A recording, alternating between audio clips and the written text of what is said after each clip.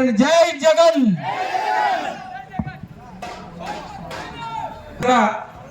సభలు జరిగినాయి.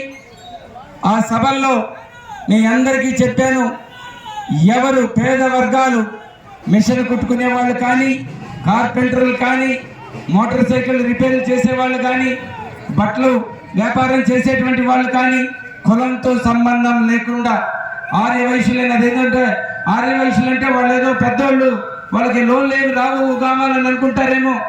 ఖచ్చితంగా అన్ని వర్గాలకి ఏ కులమైనా సరే వాళ్ళు వ్యాపారం చేసుకుంటే 35% 10 లక్షల లోన్ తీసుకుంటే 3.5 లక్ష సబ్సిడీ వస్తుంది. ఇవన్నీ కూడా ఇక్కడే ఉండి చెప్పాం. రేపు ఎన్నికల్లో జగన్మోహన్ రెడ్డి గారు సీఎంగా ప్రమాణ స్వీకారం చేస్తారు.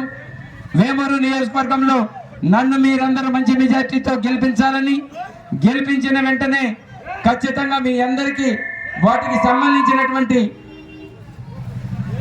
ఎవరు ఏ వ్యాపారం చేస్తే ఆ వ్యాపార వర్గాలకి అటువంటి సబ్సిడీలు వచ్చే విధంగా, చేసుకున్నంత వాళ్ళకి చేసుకునే విధంగా చేస్తామని చెప్పేసి మీకు మాటిస్తా ఉన్నాం. ఈ గ్రామంలో కొంతమందికి ఇళ్ల స్థలాలు రానటువంటి వాళ్ళు కొంతమంది ఉన్నారు. అర్హత ఉండి ఇళ్ల స్థలాలు రానటువంటి వాళ్ళందరికీ కూడా చివరి వారి వరకు కూడా ఇంటి స్థలాలు వచ్చే విధంగా, చివరి వాళ్ళకు కూడా సంక్షేమ పథకాలు అందే విధంగా చేస్తామని చెప్పేసి మీ అందరికీ మాటిస్తా ఉన్నాం.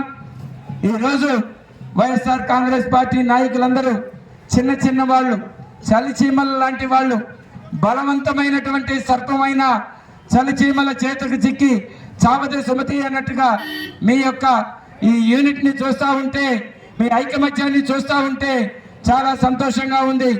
ఇంకా వారం రోజుల్లో మనకు ఎన్నికలు జరగబోతా ఉన్నాయి. నక్కా ఆనందబాబు గారు ఓడిపోతామనేటువంటి భయం, ఓటమి భయంతో రెచ్చగొట్టడానికి ప్రయత్నం చేస్తారు. ఎవరు భయపడాల్సిన అవసరం లేదు, బాధపడాల్సిన అవసరం లేదు.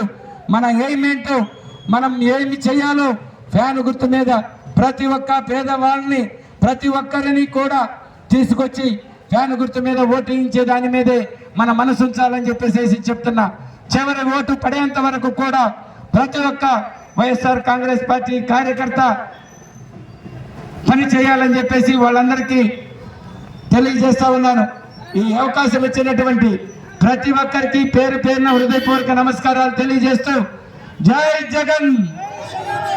తాను గుర్తుకే మన ఓటు, తాను గుర్తుకే మన ఓటు, తాను గుర్తుకే మన ఓటు. ఫ్యాను గుర్తుకమ్మా, ఫ్యాను గుర్తుకమ్మా జగనన్నకి.